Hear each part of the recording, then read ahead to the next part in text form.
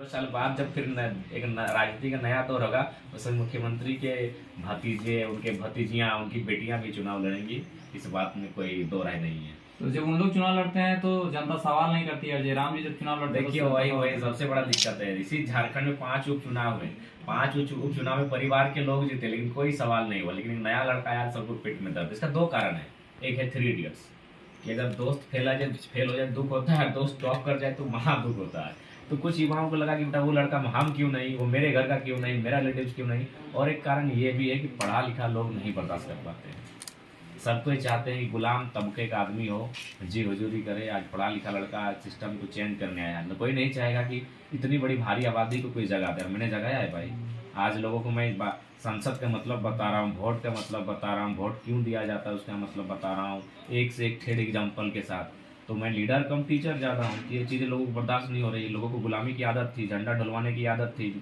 तो वो चीज़ें अब तो हम लोग साइड कर रहे हैं। हम लोग नई पैटर्न के साथ पॉलिटिक्स कर रहे हैं, जो लोगों को पसंद नहीं आ रहा। जेपीएससी का नोटिफिकेशन इतने कम समय में आता है और इतना जल्दी एग्जाम का डेट दे दिया जाता है। अगले 17 को एग्जाम है, संडे के दिन में एग्जाम है। इतना कम समय करेक्शन फॉर्म भराया और करेक्शन के लिए भी टाइम नहीं दिया गया है। करेक्शन के लिए टाइम नहीं है, प्रिपरेशन के लिए टाइम नहीं है। देखिए, इसमें सारी चीज़ें हैं कि सीटें पहले से बिक चुकी हैं।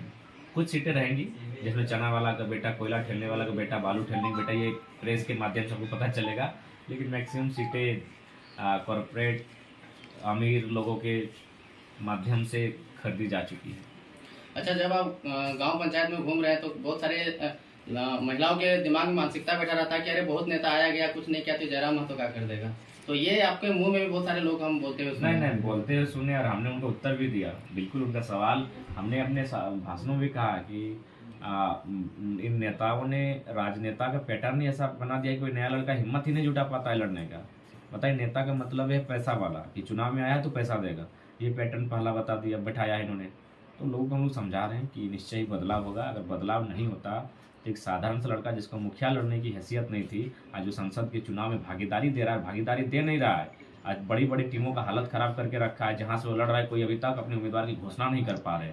तो एक साधारण सा लड़का जब यहाँ तक आया है तो कुछ तो बात है। इसीलिए सबको आशीर्वाद देना चाहिए। और हम लोग अगर जीतते हैं तो निश्चय ही झारखंड में युवाओं को एक हिम्मत तो मिलेगी। अगर मेरी जीत सिर्फ मेरी जीत नहीं होगी, झारखंड के नहीं पूरे भारत देश में जो एक साधारण सा लड़का जो राजनेता बनने का ख्वाब देखता है, उसकी जीत होगी।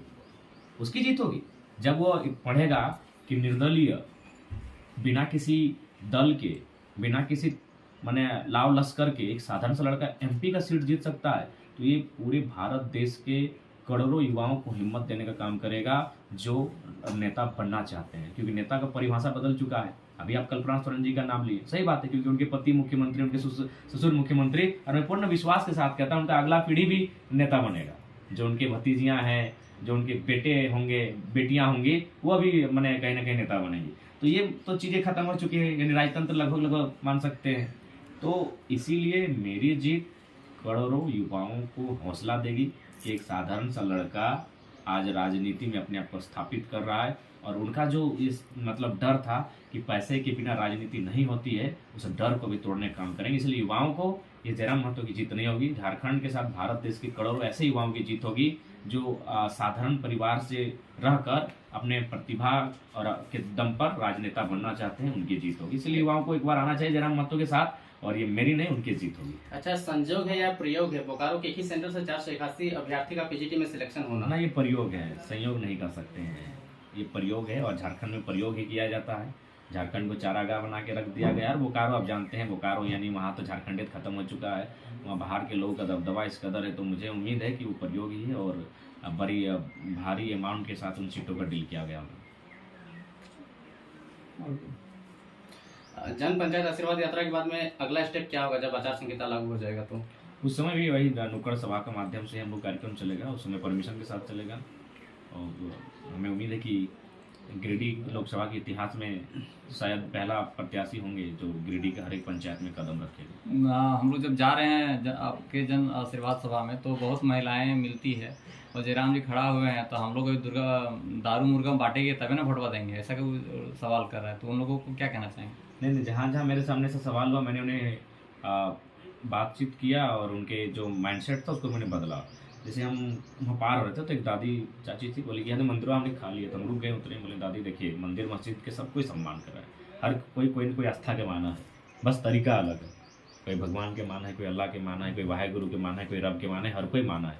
लेकिन हमारे एक बात बताओ, गिरिडीह लोकसभा में 2000 बूथ है, 2000 बूथ यानी छोटे मोटे 2000 गाँव, तो 2000 मंदिर मस्जिद होते हैं। तो अगर 2000 जगह अगर एक सांसद से लोग 50-50 हज़ार रुपया करके लेते हैं तो सोचो कितना खर्चा, कितना पैसा लेते हैं। और तुम्हें जब भविष्य में तुम्हारा बच्चा पढ़ लिख के बेरोजगार रहता तखन तो कैसे ओकर सवाल करबे, तुम्हें पहले ही चंदा ले चुकल है से। तो धर्म आस्था तो और अपन विषय लगो, तो गाँव के इतना अच्छा से बनाओ कि गाँव में 4 गो लड़का जब तरक्की करतो तो अपनी अपन चंदा से तो आस्था के केंद्र की स्थापना करतो।